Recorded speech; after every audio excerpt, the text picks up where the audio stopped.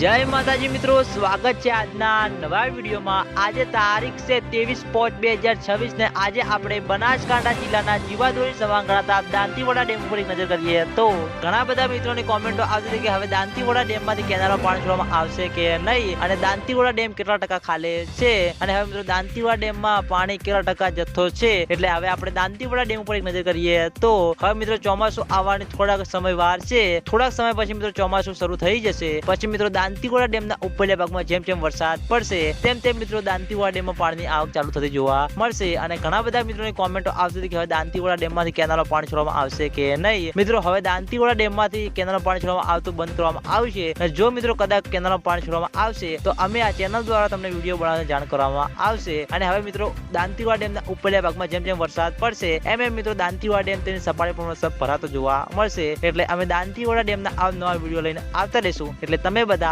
અમારી ચેનલ ઉપર નવા હોય તો સૌથી પહેલા વિડીયોને લાઈક કરી દેજો, કોમેન્ટ કરી દેજો અને ચેનલને સબસ્ક્રાઇબ પણ કરી દેજો, જેથી કરીને અમે દાંતીવાડા ડેમના આ નવા વિડીયો લઈને આવીએ તો સૌથી પહેલા તમને ખબર પડી જાય। તો મિત્રો જય માતાજી।